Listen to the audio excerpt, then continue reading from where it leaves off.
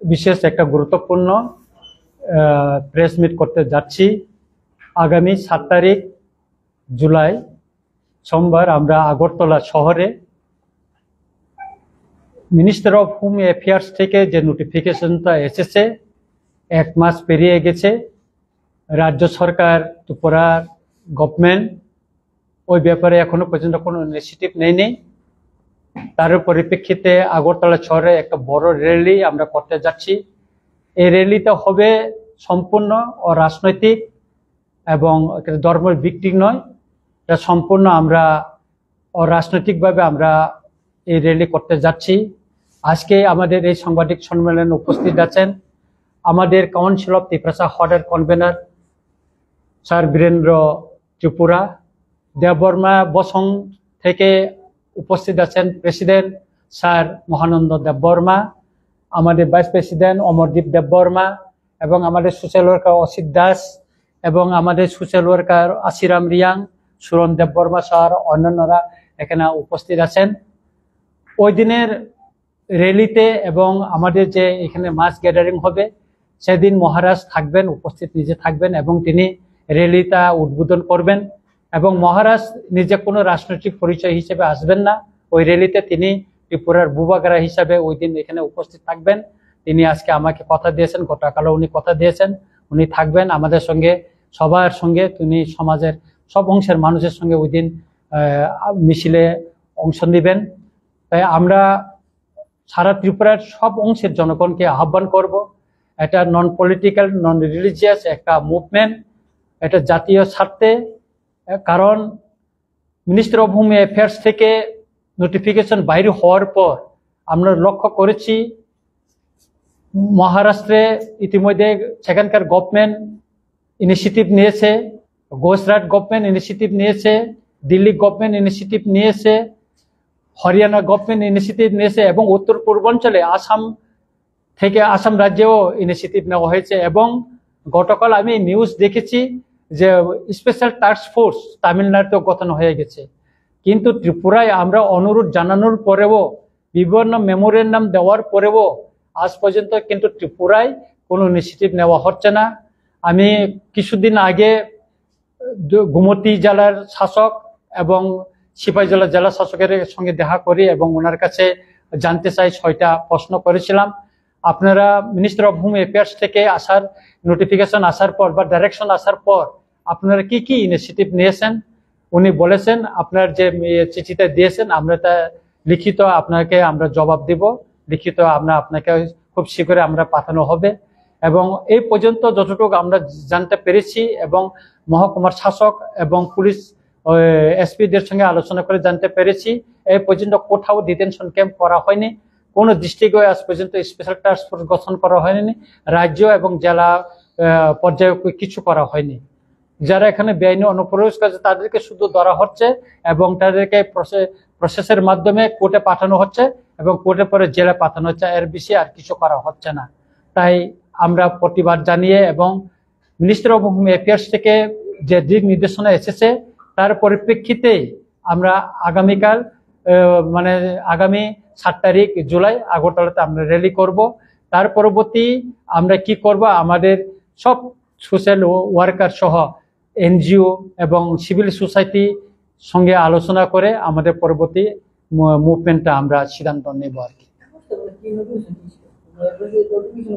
হ্যাঁ, নোটিফিকেশনটা আছে আমাদের কাছে, আপনারা নিতে পারবেন। নোটিফিকেশনে বলা হয়েছে 30 দিনের ভিতরে আপনার এখানে ইলিগাল মাইগ্রেন্টকে আইডেন্টিফাই করে তাকে রিপোর্ট করতে হবে, এটা স্পষ্ট বলা আছে। এবং এখানে ডিএমদেরও একটা রুলস আছে, তাদের এখানে ডিটেনশন ক্যাম্প করা, এসপিদের, পুলিশ এসপিদেরও একটা ইয়ে আছে, তাদেরকে আইডেন্টিফাই করা যারা ইলিগাল মাইগ্রেন্ট, কিন্তু এখানে করা হচ্ছে না এখানে। এবং এখানে আসাম রাইফেল এবং বিএসএফ এর রুলস আছে, এই যে এখানে সুনির্দিষ্ট এখানে ইয়ে আছে, কিন্তু তারাও কিছু করছে না।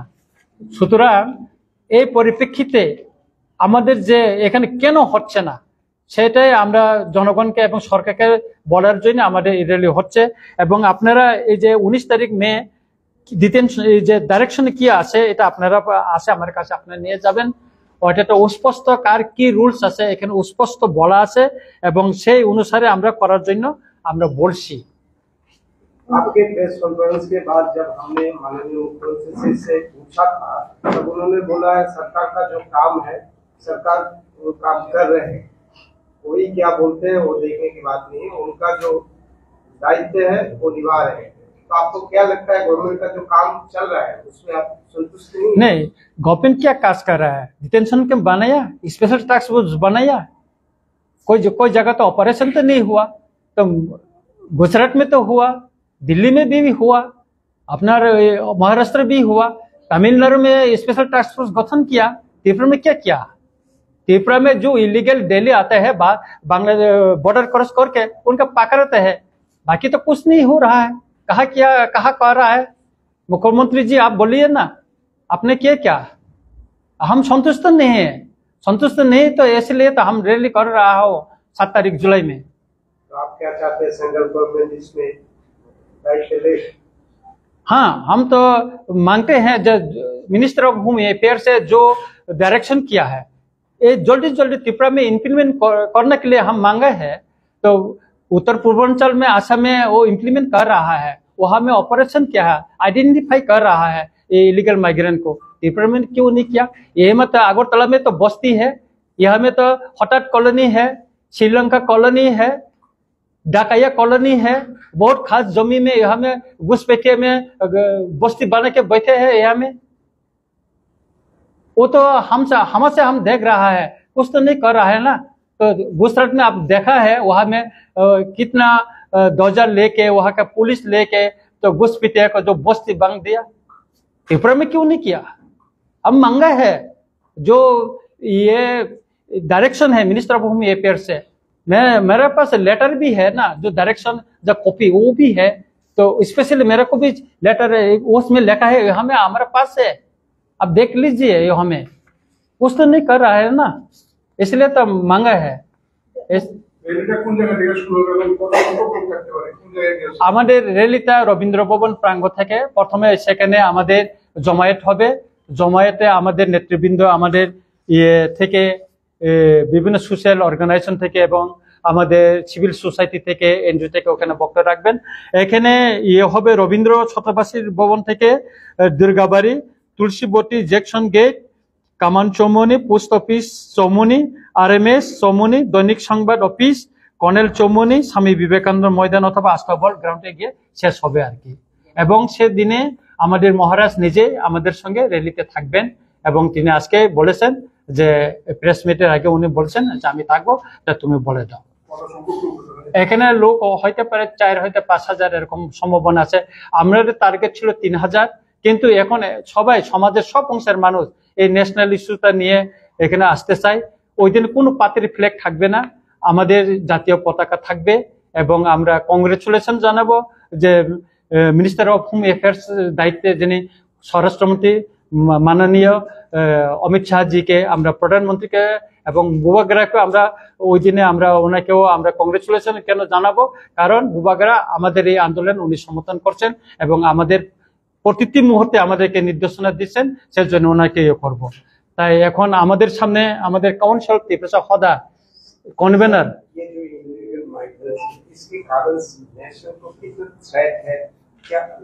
नहीं, ये हमारा जो इतना भारतवर्ष में इतना घुसपैठिया आया जो हमारा नेशनल सिक्योरिटी और सुवरेनिटी के लिए बहुत थ्रेट है। अपने जम्मू कश्मीर क्या हुआ अब देखा है, असम में तो बहुत जगह में हुआ, त्रिपुरा में आप देखो उस दिन पेपर में निकला या यहाँ में लोकल पेपर बांग्ला में निकला या जो ड्रग्स का जो स्मगलिंग होता है वो बांग्लादेशी है, जो पकड़ ले वो बोला है हम बांग्लादेशी है। तो यहाँ में और भी है जो बांग्लादेशी हमें पकड़ते हैं, जेल में रखते हैं, उनके बेल दे देते हैं। बेल देने के बाद वो बांग्लादेशी कहाँ चले गया तो पता नहीं है। मैं चीफ जस्टिस को मैंने एक लेटर भेजा तो हमें रिप्लाई भी आया उन एक्शन के लिए, तो एक्शन चल रहा है। না, মুখ্যমন্ত্রীকে আমরা চিঠি দিয়েছি, চিফ সেক্রেটারি সবাইকে চিঠি দিয়েছি, যেখানে চিঠি দেওয়ার প্রয়োজন আমরা দিয়েছি এবং পরবর্তী আমরা কি করতে পারি আগামী দিনে আমরা আলোচনা করব। এবং শুধু আমরা মুভমেন্ট শুধু করব না, আইনের মাধ্যমে আমরা কি করতে পারি সেটা খুব শীঘ্রই আপনারা জানতে পারবেন এবং দেখতে পারবেন। আমরা আলোচনা করার পরে সবটা তৈরি হওয়ার পরে আমরা এটা আপনাদের সামনে নিয়ে আসবো। পাশাপাশি যারা এই ধরনের যারা বাংলাদেশ থেকে যারা এখানে এসে স্থায়ীভাবে বসবাস করছে, ওদের যারা কাগজ বানিয়ে দিচ্ছে, ওদের বিরুদ্ধে আপনাদের কি? ওদের বিরুদ্ধেও আমরা আমার প্রতিটি চিঠিতে আমরা লিখেছি, এখানে যারা যে বাংলাদেশি অবৈধভাবে যারা এখানে এসে বসবাস করছেন, যারা কাগজ বানাচ্ছেন, তাদের যে Aadhaar card, ration card, PAN card ওটা জেনুইন, কিন্তু ওইটা বাইর করার জন্য যে সমস্ত কাগজ সাপোর্টিং যে ডকুমেন্টস দিয়েছে ওইগুলি সব ফেক। আমরা বলেছি আর গুলিকে চেক করার জন্য কোথায় থেকে সে আসছে। এমন এখানে আছে, আমার কাছে তথ্য আছে, আমার হোয়াটসঅ্যাপ ভরে গেছে যে বুর্জংনগরে এখন ইন্ডাস্ট্রির ভিতরে একজন চাকরি করছেন, ওনার বাবা এখনো বাংলাদেশের হেডমাস্টার। এমন তথ্য আছে যে বিধানসভা নির্বাচনে উনি প্রার্থী হয়ে জিতেছেন, এমএলএ করেছেন, এরকম লোকও আছে। পুরো তথ্য আছে, উনি আসা তা 1980 সনের পরে আছে এখানে, এরকম তথ্য আমার কাছে আছে। এমন লোক আছে পার্বত্য চট্টগ্রাম থেকে আছে, এখানে আগরতলায় বিল্ডিং বানিয়ে বসবাস করছে, এখানে আম বাগান করছে বিভিন্ন জায়গায়। এবং পার্বত্য চট্টগ্রামের থেকে এমন লোক আছে এখানে, মানে আমি যখন রাজশাহী বাড়িতে যাই বা অন্য অংশে যাই, মানে কি বলবো, সেখানকার মানুষ, গ্রাম সেখানে তৈরি হয়ে গেছে, বাগান হয়ে গেছে, প্রচুর লোক ঢুকছে। শুধু এটাই নয় যে ইলিগাল মাইগ্রেনের জন্য কিছু কিছু যেটা এডিসি এলাকা ইতিমধ্যে এডিসি বহির্ভূত করে দেওয়া হয়েছে। বিশ্রামগঞ্জ ওটা একসময় এডিসি এলাকা ছিল, কিন্তু এখানে জনসংখ্যাটা যখন নন ট্রাইবেল বেড়ে গেল, এটা এডিসি বহির্ভূত করা হলো। তারপরে চম্পকনগর বাজার, ওটা একসময় এডিসির এলাকার হাতে ছিল, এটা যখন জনসংখ্যা বৃদ্ধি হওয়ার পরে এটাকে বহির্ভূত করা হইলো। যেমন দুর্গা চৌধুরী পাড়া সেভাবে ওইভাবেই করা হইলো। যেমন কমলপুরের দুর্গা চৌমুনি ব্লকটা, ওটা এডিসি এলাকাতে ছিল, এটা মানে বহির্ভূত করা হইলো।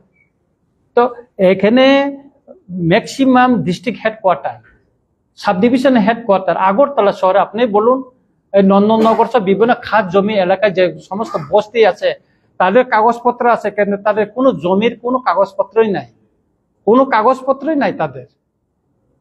আপনি যে বললেন যে রেশন কার্ড, আধার কার্ড এগুলা একদম ঠিক আছে, কিন্তু আগরগুলা না, আরল না, তাদের যে ওই যে আধার কার্ড বাইর করার জন্য যে সাপোর্টিং ডকুমেন্টস গুলি দিচ্ছে না, বিভিন্ন স্কুলের সার্টিফিকেট বা বিভিন্ন জন্ম তারিখ, এগুলি সব ফেক। না, এগুলি চক্র ইতিমধ্যে মোহনপুর সাব ডিভিশনে কাজল সরকার নামে ব্রহ্মকুন্দর একজন অ্যারেস্ট হয়েছে, কিন্তু উনি বেল্টে আছে এবং এটা পেপারে বাইর হয়েছে, লোকাল আমাদের এখানে পেপারে বাইর হয়েছে ইতিমধ্যে। ওটা আমি লিখেছি, এটার কপিতে আমি চিফ জাস্টিসকে লিখেছি। এই যে উনি এত করার পর উনি 100-র মতন আধার কার্ড লোকে বানিয়ে দিয়েছে এবং পাসপোর্ট বানিয়ে দিয়েছে উনি, ওইটাই ইয়ে করে দিয়েছে, আমি চিঠিতে দিয়ে দিয়েছি। উনি যে এরকম কাজ করছে, ওনার সঙ্গে তো আরো উপর লেভেলের জড়িত আছে, ওদের বিরুদ্ধে না, ওনার বিরুদ্ধেও আমরা লিখেছি, আমাদের প্রতিটা চিঠিতে আমরা লিখেছি। শুধু এটা নয়, নির্বাচন কমিশনের আপনার নির্বাচন যে ভোটার লিস্টটা আপনারা জানেন, এটা 1994 সনে যখন PN সেশন চিফ জাস্টিস মানে ইলেকশন কমিশনার ছিল, তখন ত্রিপুরাতে 1,35,000 ভোটার তালিকা বাদ দিয়েছিল, কিন্তু এটা তো বাদ দেওয়া হয়নি এখন পর্যন্ত। বাদ পড়েছে, বাদ দেওয়ার জন্য বলেছিল, কিন্তু ওই পর্যন্ত তো করা হয়নি। সেদিনে তো আপনার ওই 5 তারিখ ইয়েতে মে, ওই তারিখে ত্রিপুরার পত্রিকা বেরোচ্ছে, সেন্দন পত্রিকা বেরোচ্ছে, কপিটাও আমার কাছে আছে, পেপার কাটিংটাও এখন আছে। এটা নিয়ে আমি ইলেকশন কমিশন যাইতেছি, 9 তারিখ আমি দিল্লি যাব এবং দেখা করবো চিফ ইলেকশন কমিশনের সঙ্গে, ওইটা করবো। তাই বাকি অংশটা কিছু যে আমাদের ত্রিপুরা এলাকায় পার্বত্য চট্টগ্রাম থেকে কিরকম ভয়াবহ এখানে অনুপ্রবেশ হচ্ছে, সে বিষয়ে আমাদের সম্মানিত স্যার বীরেন্দ্র ত্রিপুরা কিছু বলবেন।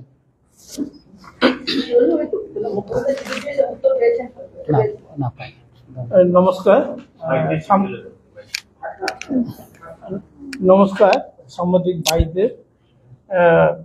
আমাদের মাননীয় বিধায়ক যে কথাগুলো বলছেন, শুধু মাননীয় বিধায়ক বলে নয়, সেটা ত্রিপুরা রাজ্যের আপামর ত্রিপুরাবাসীর এটা একটা নিরাপত্তার কারণে, অস্তিত্ব কারণে আমরা এই যে মুভমেন্টটা করতে বাধ্য হচ্ছি। প্রথমত যে আলোচনা আপনাদের থেকে এসছেন বা প্রশ্ন আকারে এসছেন, আমি দেখেছি যেসব এলাকায় বিশেষ করে বাইরে থেকে লোক এসছে, পার্বত্য চট্টগ্রামে আপনারা নিশ্চয়ই জানেন, আমাদের মাননীয় বিধায়ক অলরেডি উল্লেখ করেছেন যে নারকেল কুঞ্জ এটা এক সময় ত্রিপুরা ইয়াংদের অধ্যুষিত এলাকা। এটা দুমুর বান হওয়ার সময় এখানে চাকমারা ছিল, আমি নাই বলবো না, কিন্তু ছিল। এখন যারা আনারস বাগান আম বাগান করেছেন তারা সম্পূর্ণ অবৈধ অনুপ্রবেশকারী, চট্টগ্রাম থেকে এসছে।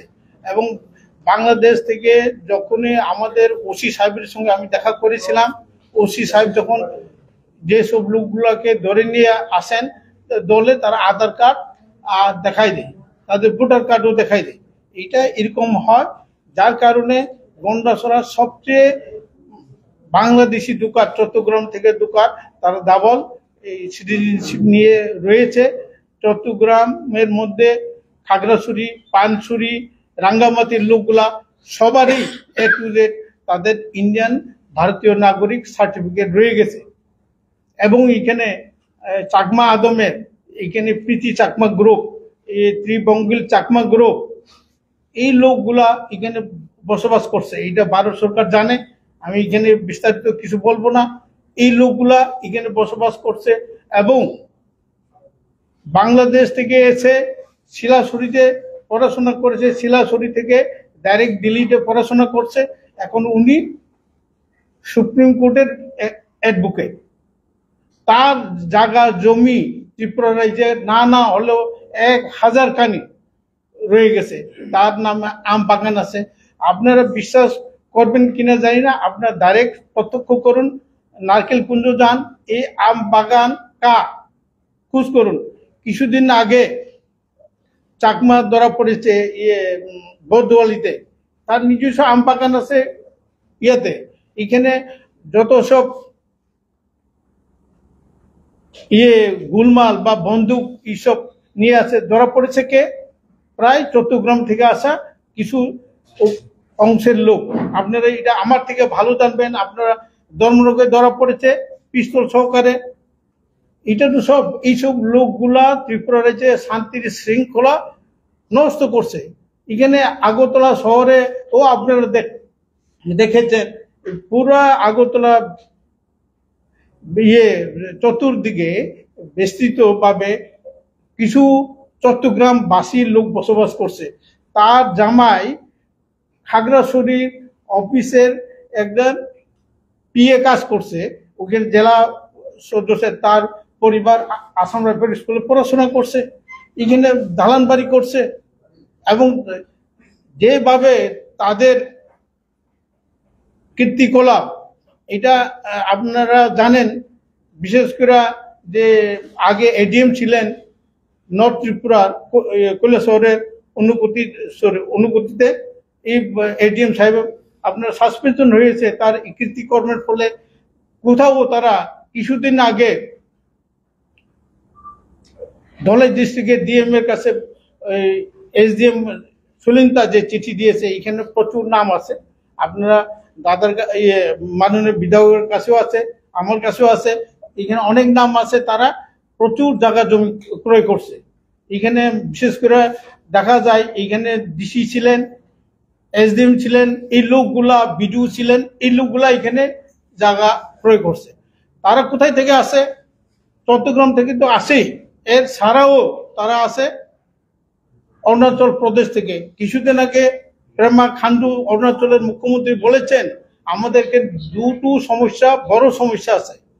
তার মধ্যে একটি হচ্ছে আসাম অরুণাচলের বর্ডার নিয়ে তাদের সমস্যা, এই সমস্যাটা তারা ওভারকাম করেছে। দ্বিতীয় সমস্যা কি? চাকমা হাজংয়ের সমস্যা। অরুণাচল প্রদেশে কখনো তাদেরকে সিটিজেনশিপ দেওয়া হয় নাই, তারা এটা বিরোধিতা করছে। সুপ্রিম কোর্টের রায় হয়েছে তাদেরকে ভারতীয় নাগরিক দেওয়ার জন্য, কিন্তু ওখানকার লোকের কিরেন রিজিজু বলেন বা পেমা খান্ডু বলেন, তারা বলেছে তারা সিটিজেনশিপ পাবে, কিন্তু তাদেরকে এসটি হিসাবে ট্রিট করা হবে না। এবং তারা ওখানে জমি জমা কিনতে পারবে না, এটা করেছে। যেহেতু সুপ্রিম কোর্টের রায় অবমাননা করতে পারবে না, কিন্তু তাদেরকে জমি জমা কিনতে দেবো না, এসটি ট্রেড তারা করবে না, এইসব লোক কোথায় চলে আসছে? ত্রিপুরাতে। Tripura is fertile land. Mizoram থেকে আপনারা জানেন যে 5 জন ছাত্র MBBS ইঞ্জিনিয়ারিং পড়তে সিলেকশন হয়েছিল, তাদেরকে দেওয়া হয়নি। তাদেরকে কেন দেওয়া হয়নি? তাদের বলছে যখন চাকমা অটোনমাস ডিস্ট্রিক্ট কাউন্সিল হয়েছে তাদেরকে ফোর ফাদার হিসাবে তাদের লিস্ট দেখাতে হবে। তারা দেখাতে পারেনি, যার জন্য তাদেরকে সিলেকশনটা ক্যান্সেল করা হয়েছে। আর ত্রিপুরায় যে বাংলাদেশ থেকে মা বাবা আছে আর এখানে গিয়ে চাকরি করছে, TCS TPS IAS অফিসার হয়ে ঘুরছে, গাড়ি ঘোড়া নিয়ে ঘুরছে। কার চাকরি নিচ্ছে? আপনার আমাদের। শুধু তাদের বলে নয়, যারা বাংলাদেশ থেকে যারা অবৈধ আছে তারা এখানে আছে, যে মাননীয় বিধায়ক বলেছেন MLA হয়ে গেছেন, এই লোকগুলো কার চাকরি খাচ্ছে? ত্রিপুরার পাশে চাকরি খাচ্ছে, ত্রিপুরার আয়টা তারা নিয়ে যাচ্ছে। এবং তারা ত্রিপুরার যারা আদিবাসী, আমি জানি, আমি কলেজে 1976 কলেজে পড়েছিলাম। কামানচুমতে জহর ব্যানার্জি এন্ড কুম করে একটা দোকান ছিলেন, খাতাপত্র বিক্রি করতেন, আমি ওখান থেকে নিতাম। উনি সব সময় দেখলে এই বাংলাদেশের ISL সব আমার বাড়ি কেড়ে নিয়ে গেছে, এইসব করতে। এখন দোকানই নাই, সব বাংলাদেশিরা দখল করে নিয়ে গেছে। আমার পরিচিত, আপনারা ভালো করে চিনবেন, সঞ্জিত পাল, ত্রিপুরার যে প্রথম রঞ্জি ট্রফির সেঞ্চুরিকারী, সেই সঞ্জিত পাল আমার সঙ্গে চাকরি করার সুবাদে আমার আন্ডারে ছিল, আমি গ্রামীণ ব্যাংকে ছিলাম। ওনার দোকান, বাবা বয়স্ক হওয়ার কারণে এই দোকান যারে দেওয়া হয়েছে, এই দোকান তারা ফেরত পায়নি। আমি প্রশ্ন করি, প্রশ্নটা হচ্ছে যে আমরা সরকারের শরিক দল, আপনি একজন বিধায়ক, আপনারা এই যে এগ্রিমেন্ট সেটা 1 বছরও পূরণ হয়েছে না, যার ফলে আজকে মুভমেন্ট। আপনারা সরকারের বিরুদ্ধে অভিযোগ যে আপনারা যে এই অনুপ্রবেশ নিয়ে যে অভিযোগ, এটা স্টেট গভর্নমেন্ট পাত্র দিতে আছে না, সেন্ট্রাল গভর্নমেন্টের নির্দেশও মানছেন না, আপনারা কেন সরকারে আছেন? আমরা ইতিমধ্যে আমি বলে দিয়েছি, আজ সকালেও 10টার দিকে আমি মহারাজের সঙ্গে কথা বলেছি, আমরা রেডি আছি সরকার থেকে। কারণ কেন আমরা সরকার থেকে নেমে যাব বা আমাদের সমর্থন প্রত্যাহার করব, এটা মোটামুটি আমরা রেডি হয়ে গেছে। এবং আমাদের মাননীয় যে MP টিটি সিং দেবী, উনিও সমর্থন, মানে বিজেপি থেকে রিজাইন দেওয়ার জন্য উনি তৈরি হয়ে গেছেন। আমরা মোটামুটি রেডি। এবং সম্ভবত যদি আমাদের হয়, এই জুলাইয়ের 20 তারিখের ভিতরে হয়তো দিল্লিতে উচ্চ পর্যায়ে আমাদের একটা মিটিং হওয়ার সম্ভাবনা বেশি আছে। আর মহারাজের সঙ্গে আমি 9 তারিখে দিল্লি চলে যাচ্ছি। তারপরে 1 বছর এখানে সরকারের সঙ্গে আমরা ত্রিপাক্ষিক চুক্তির পরে আমরা করেছি, কথা বলেছি, অনেকবার মিটিং হয়েছে, জয়েন্ট ওয়ার্কিং গ্রুপের মিটিং আমি নিজেও গিয়েছি। করছে না, কিছুই হচ্ছে না। ত্রিপুরাতেও যে হচ্ছে, এখানেও তো কিছু করছে না। আমরা বারবার মাননীয় মুখ্যমন্ত্রীর সঙ্গে দেখা করেছি বিভিন্ন বিষয়ে, কিন্তু কিছুই হচ্ছে না। তাহলে আমরা এই সরকারের থাকার কি অর্থ আছে? আপনারা বলুন, ত্রিপাক্ষিক চুক্তি 1 বছর হয়ে গেল, বেশি ইলেকশন হইতেছে না। এখানে 125 অ্যামেন্ডমেন্ট বিল করে এডিসির হাতে ক্ষমতা পাঠানোর কথা, দেওয়ার কথা, এটা আমার কথা না। 2018 এবং 2023-এর বিধানসভার যে নির্বাচনের যে ম্যানিফেস্টো, বিজেপির ম্যানিফেস্টো, সেখানে আছে। সেটা আজকে সংসদে তুলে তার বিল পাস করছেন। এটা শুধু ত্রিপুরার জন্য না, 125 অ্যামেন্ডমেন্ট বিলটা, ওইটা উত্তর পূর্বাঞ্চলে 10টা এডিসির জন্য, ওটা করছে না। তাইলে আমাদের কাউন্সিলে 2টা আছে, ভ্যাকেন্সি আছে, এটা বাই ইলেকশন হচ্ছে না। তাহলে এই সরকারের অধীনে থাকা বা তাদেরকে সমর্থন করা আমাদের আর কি প্রয়োজন আছে? আমরা সেজন্য আমরা লাস্ট মাননীয় স্বরাষ্ট্রমন্ত্রীর সঙ্গে আমরা দেখা করব। কারণ যেহেতু আমাদের অ্যালায়েন্সটা, আমাদের দিল্লির সঙ্গে হয়েছে, সেখানে আমরা কথা বলবো। তারপরে আমরা মোটামুটি সমর্থন প্রত্যাহার করার দিকে আমরা মোটামুটি তৈরি হয়ে নিচ্ছি। আমাদের সবাই 13 জন আমাদের MLA মিনিস্টার আমরা রেডি আছি, এবং আমাদের MPও রেডি আছে। আমরা লাস্ট দেখা করব, তারপরে আপনারা জানবেন যে আমরা কোথায় যাই।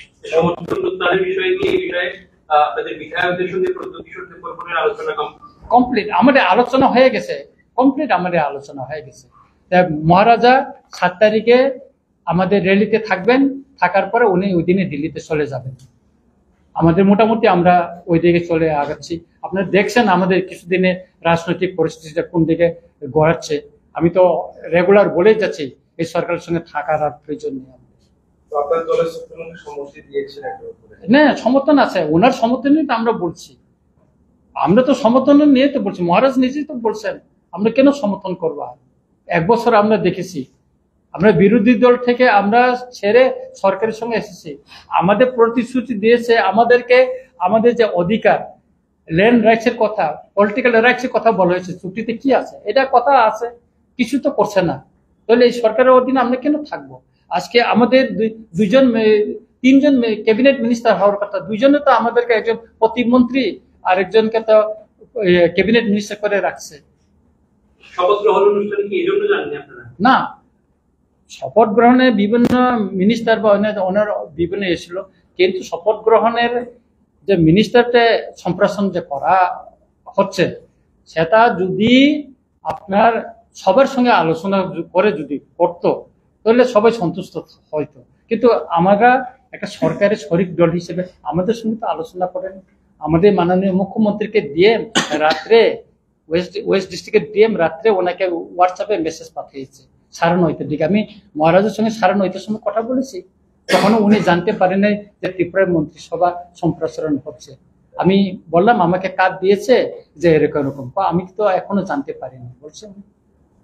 যেহেতু আপনারা বহুদিন ধরে বিভিন্ন রাজনৈতিক জনজাতি উপজাতি সবার জন্য আন্দোলন করে থাকেন একের পর এক, কিন্তু উপজাতিদের একটি বক্তব্য, আপনারা মূলত যে বিষয় নিয়ে তিনশালতা দল গঠন হয়েছিল তাদের সেই দাবি থেকে আপনারা পিছিয়ে গেছেন। আজকে আপনার শরিক দল হিসেবে দূরে চলে যাচ্ছেন, কিন্তু আপনার যে মূল দাবিটা ছিল ক্যাটারটি প্ল্যানেট, সেটার জন্য আপনারা এত বড় পদক্ষেপ নেননি কেন?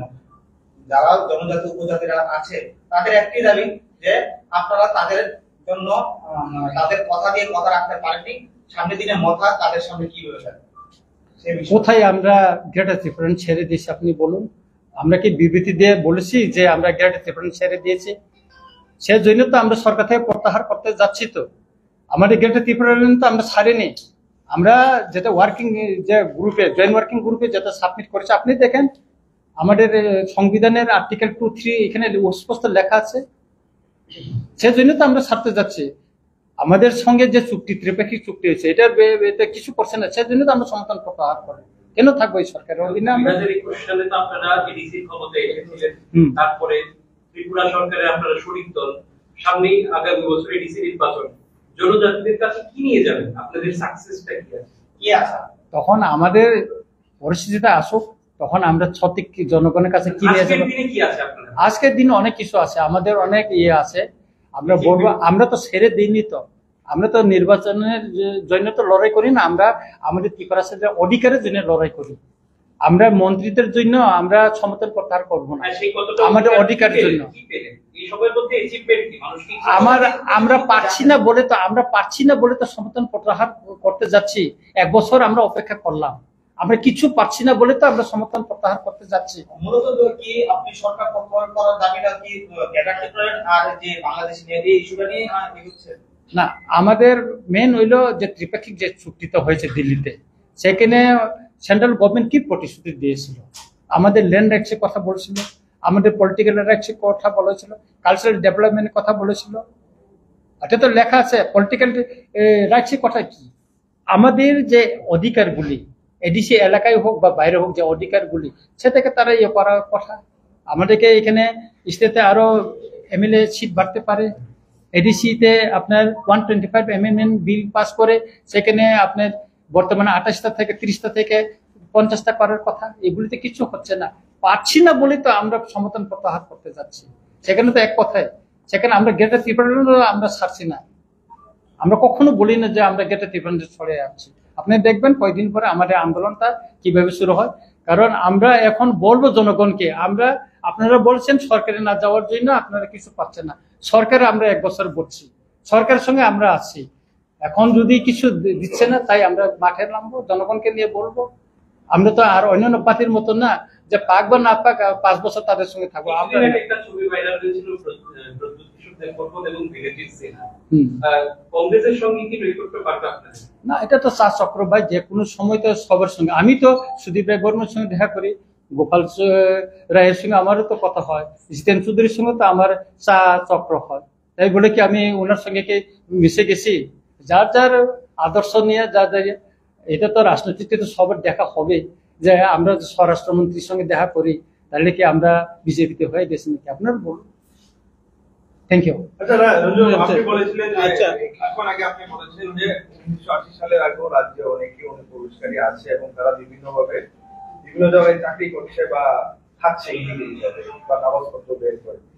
তো নতুন যে সিএ আইনটা হয়েছে এটার মধ্যে অলরেডি ভারত সরকার একটা দিয়ে দিয়েছে 2014 সালের আগে বা 2014 সালের মধ্যে যারা ভারতে প্রবেশ করেছে মানে হিন্দুদের মধ্যে ওদেরকে কাগজপত্র দেবে ভারত সরকার। তো আপনারা কাদের বিরুদ্ধে যাচ্ছেন যে এখানে যে কাগজপত্র যে দিব, আপনি সিএ আইনটা ঠিকভাবে পড়ছেন কিনা আমি জানি না। সিএ ফর্মটা যদি ফিল আপ করতে গেলে আপনাকে বাংলাদেশে, যে আপনি বাংলাদেশ থেকে আছেন, সেখানকার জমির পত্র বা আইডি কার্ড বা আপনার পাসপোর্ট অথবা ইলেকট্রিক বিল, ওইগুলি কোনো না কোনো ডকুমেন্টস আপনাকে ওইখানে ফিল আপ করতে হবে। আমি বিধানসভায় প্রশ্ন দিয়েছিলাম, মাননীয় বিধায়ক সুদীপ রায় বর্মন প্রশ্ন দিয়েছেন, আজ পর্যন্ত সিএ লাগু হওয়ার পর ত্রিপুরা কেউ এই পর্যন্ত ফর্ম ফিল আপ করেনি, একজনে ফিল আপ করেনি।